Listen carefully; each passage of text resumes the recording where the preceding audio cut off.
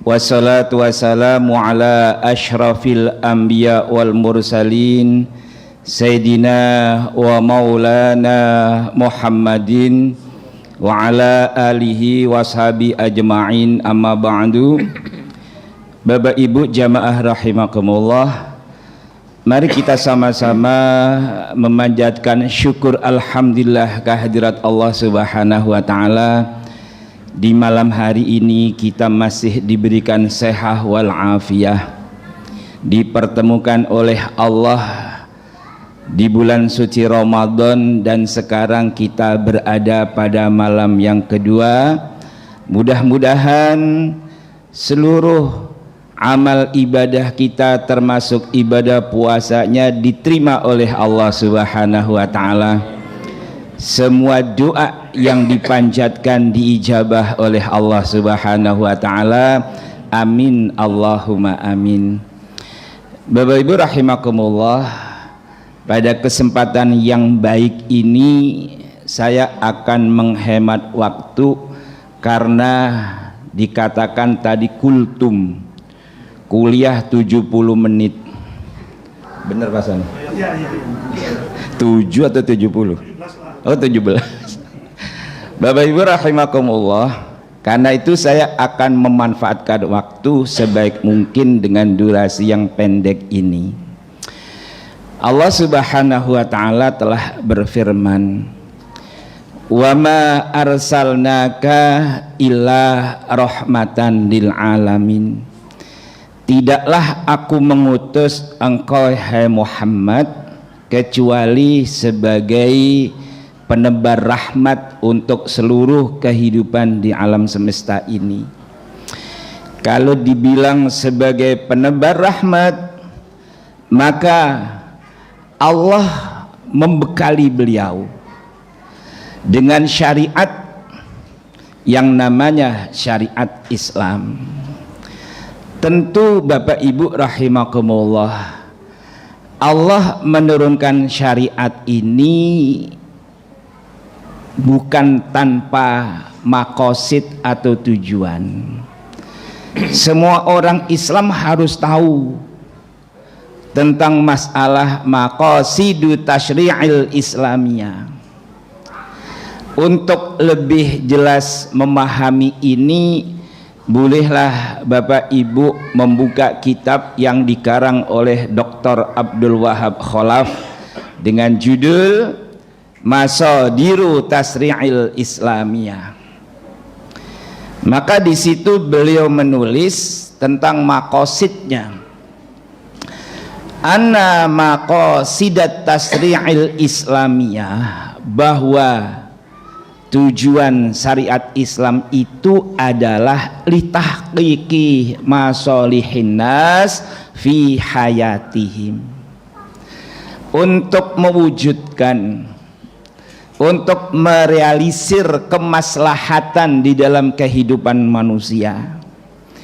Oleh karena itu tidak ada satupun ajaran Islam yang mengandung mafsadah.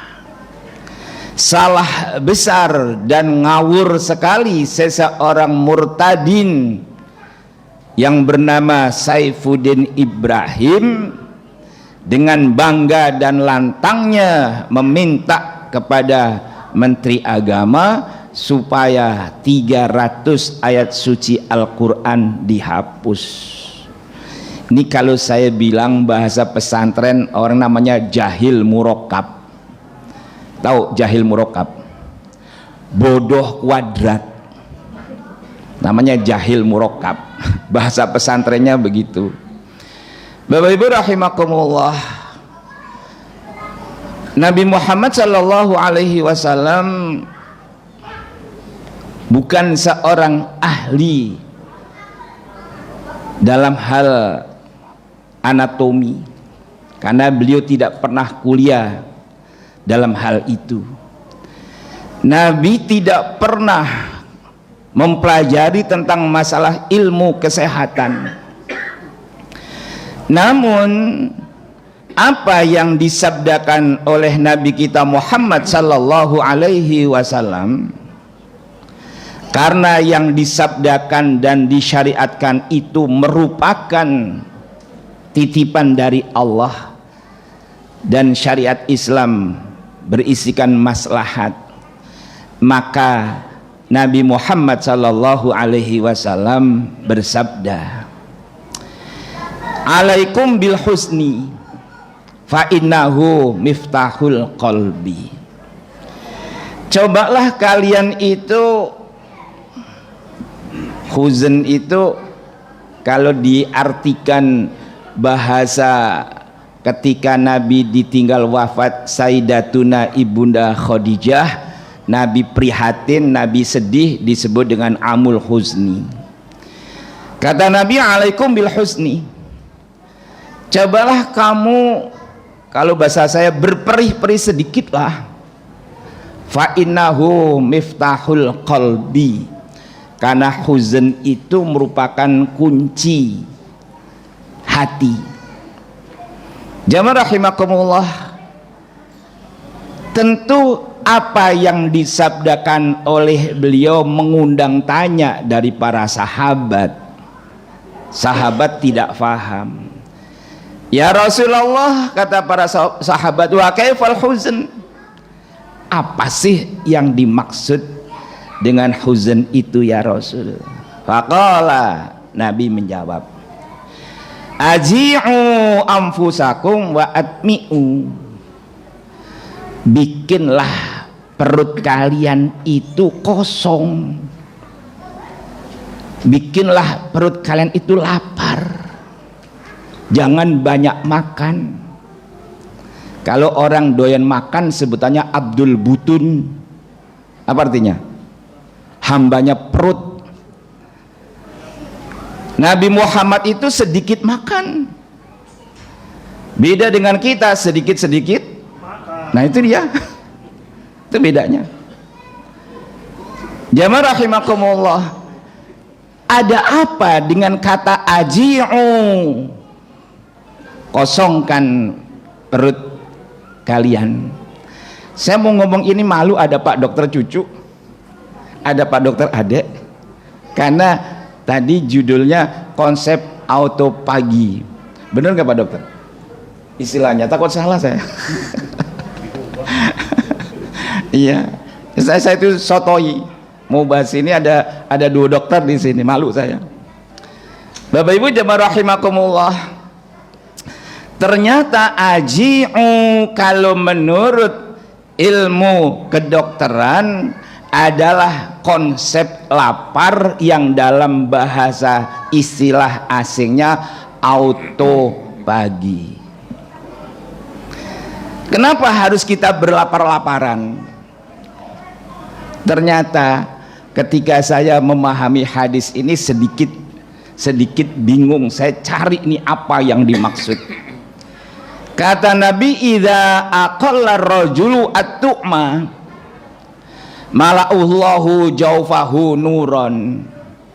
Siapa orang yang menyedikitkan makan, maka Allah akan memasukkan, akan memasang, akan memenuhi perut orang ini nuron, cahaya. Terus jangan kita punya bayangan orang yang perutnya lapar nanti berjalan di kegelapan malam perutnya bersinar. Jadi kayak apa? Kayak kunang-kunang, kan gitu kan? Bukan. Allah berfirman, ayat yang pertama itu bunyinya Iqra, bacalah. Cuman sayangnya orang Islam itu hanya senang membaca tanpa mengetahui apa arti daripada Iqra. Tadi Pak Sony menyampaikan ada tadarus, diusahakan dalam berapa hari? Dua khatam satu bulan 2 kali khatam. Cakep nggak? Cakep. Tapi sayang, ini maaf saya praktekkan di Kementerian Keuangan ketika ada tadarus di sana. Targetnya khatam, tapi skala prioritas faham. Sehingga ketika mengaji sekian ayat, saya ambil 1-2 ayat, saya jelaskan supaya dapat oleh-olehnya ada apa di dalam ayat suci Al-Quran. Maka ikro itu artinya bacalah, amati, teliti, ada apa dalam ayat ini. Maka semestinya orang Islam banyak punya laboratorium. Ketika seorang ilmuwan Jepang terheran-heran dengan konsep Islam, apabila ada benda dijilat anjing harus dicuci 7 kali, salah satunya dicampur dengan tanah. Ada apa dengan konsep ini? Ada apa dengan jilatan anjing? Loh, itu yang punya gagasan seperti itu justru orang Jepang, non muslim, bukan orang Islam. Akhirnya tangannya dijilatkan ke anjing. Kalau dilihat dengan mata telanjang tentunya tidak ada apa-apanya, hanya basah bekas jilatan anjing. Dibukalah, dilihatlah dengan alat pembesar, ternyata banyak kumannya. Disabun, diguyur, dilihat lagi, masih belum berkurang sama sekali. Diambilkan sabun yang paling tajam, disemprot dengan kekuatan tertentu, masih tetap ada kuman-kuman dari liur anjing. Akhirnya yang terakhir diambilkan tanah, lalu digosok-gosok, diguyur, hilang seketika. Apa kata si ilmuwan Jepang ini? Islam adalah ajaran yang penuh dengan nilai-nilai kesehatan. Baru meneliti 1. Berapa kali kita berpuasa? 1 tahun sekali. Sudah berapa tahun kita berpuasa? Apa yang kita dapat? Lapar. Hikmahnya apa? Belum didapat. Bapak Ibu jamaah rahimakumullah, pada akhirnya ada seorang ilmuwan Jepang. Kenapa sih orang Islam harus berpuasa setiap bulan suci Ramadan? Akhirnya dilakukanlah sebuah penelitian.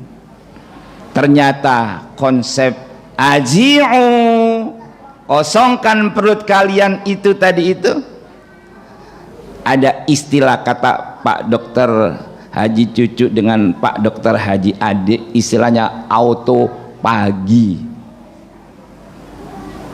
Apa maksudnya? Kata si ilmuwan Jepang, manakala bapak ibu berpuasa tentu perut lapar. Kalau perut lapar maka sel-sel yang hidup di tubuh kita itu ikut lapar. Karena lapar dia harus makan, maka yang dimakan adalah sel-sel mati selanjutnya untuk dibuang. Kalau sel-sel itu tidak dibuang, maka berpotensi menjadi virus dan berpotensi menjadi sumber penyakit kanker. Kalau begitu kata-kata nuron tadi itu betul. Idza aqalla rajulu at-tu'ma, manakala seseorang itu menyedikitkan makan, mala'allahu jawfahu nuran, Allah akan memenuhi perutnya itu dengan cahaya. Ternyata yang dimaksud dengan nuran adalah auto pagi itu. Setelah perut tadi itu kosong, sel-sel yang dimakan tadi itu oleh sel yang masih hidup, maka jadilah sebuah kekuatan untuk tubuh manusia yang istilah ilmu kedokteran adalah autophagism, yang pada akhirnya orang yang berpuasa akan terbebas dengan virus-virus yang akan menghantarkan seseorang sakit. Kenapa hal ini bisa disabdakan oleh Nabi Muhammad sallallahu alaihi wasallam? Karena yang menyuruh Nabi berkata demikian adalah Allah Subhanahu wa ta'ala. Sehingga 7 abad yang lalu, abad ke-7 yang lalu Nabi Muhammad diutus oleh Allah. Nabi bersabda, sekarang terbukti dilakukan sebuah penelitian, maka dikatakan oleh Allah, wa ma yantiku anil hawa in huwa illa wahyun yuha.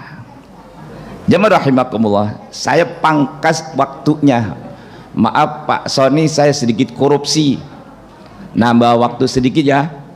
Oke, Bapak Ibu rahimakumullah, biasanya kalau sedikit itu 1 jam saya, nggak apa-apa ya. Malam kedua kita bubar jam 10 nanti. Bapak Ibu rahimakumullah, ternyata kata ilmuwan Jepang Yoshinori, dia mengatakan minimal seseorang itu mengosongkan perutnya dalam seminggu 2 kali. Jangan kurang dari 8 jam, jangan lebih dari 16 jam, kata Yoshinori. Jadi ukuran lapar itu 8 jam.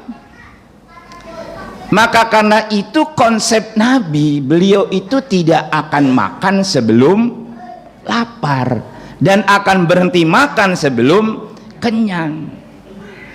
Kalau kita kan makan mulu, udah kenyang masih ada yang dimakan. Coba aja, ntar pulang dari tarawih apa yang mau dimakan?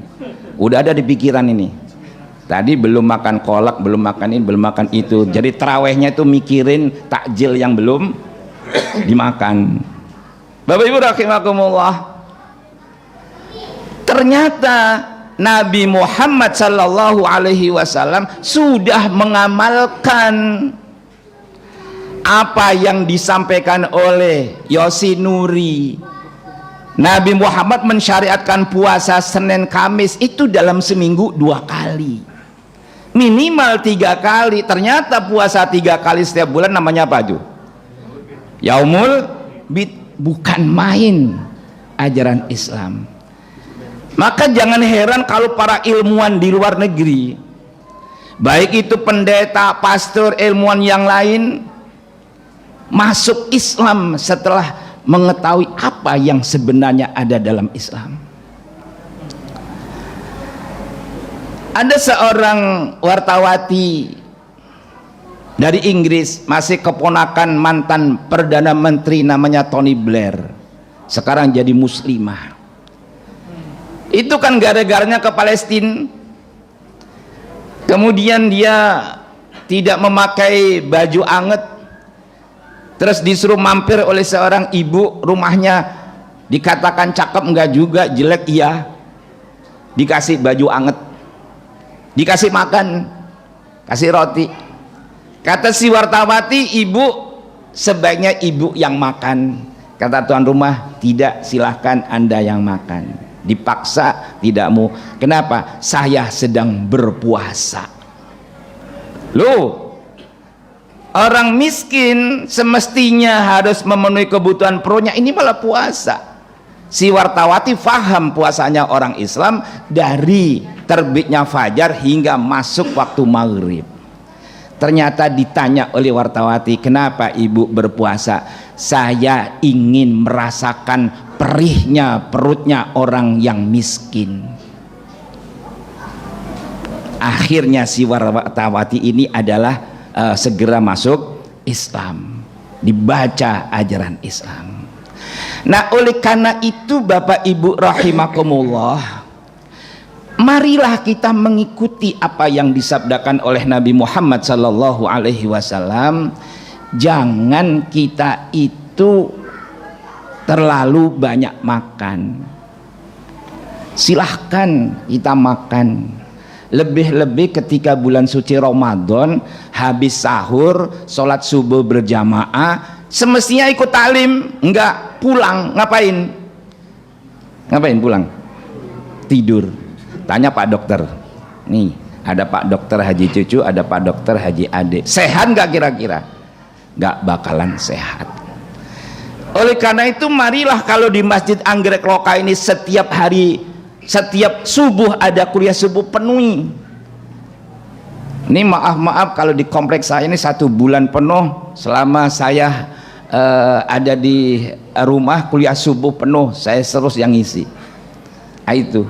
Terus kemarin ada ide untuk sholat untuk tadarus. Saya katakan silahkan tadarus, tapi lakukan kajian 1 ayat 2 ayat insya Allah. Bapak Ibu rahimakumullah, inilah yang dapat saya sampaikan intinya. Ayo kita sebagai orang Islam, manakala mau mengikuti apa yang disabdakan oleh Nabi Muhammad sallallahu alaihi wasallam, tidak terlalu banyak makan. Kata Nabi, ahabbukumullah, orang yang paling didemeni oleh Allah, akhafukum badanan, yang badannya itu enteng, artinya tidak, apa itu istilahnya Pak Dokter, over apa nih sekarang, gegemukan itu apa nih? Jadi jangan sampai ke obesitas, jangan sampai ke gemukan, makanlah yang teratur. Saya itu dikasih konsep sama Pak Dokter Haji Cucu itu, makan kolang kaling minimal 9 biji Pak Dokter ya. Saya masih inget aja itu. Kalau subuh-subuh suruh bikin jus. Terus saya amalkan, alhamdulillah sehat. Tapi sekarang sholatnya sambil duduk. Artinya apa? Masih sehat. Karena apa? Ada masalah di lutut sama masalah di bokong. Jadi saya minta maaf nanti kalau sholatnya itu sambil duduk, tidak kuat untuk ruku, tidak kuat untuk sujud, maka saya sholatnya harus dengan duduk. Bapak Ibu rahimakumullah, tidak ada maksud yang lain tausiah yang saya sampaikan ini kecuali ayo kita sebagai orang Islam bangga dengan syariat Islam. Ayo kita sebagai orang Islam melaksanakan syariat Islam dengan sebaik mungkin. Ayo kita melaksanakan puasa Ramadan, ambil hikmah puasa Ramadan, lalu sebarkan dalam kehidupan sehari-hari dalam bentuk rahmatan lil alamin. Kurang lebihnya mohon maaf. Assalamualaikum warahmatullahi wabarakatuh.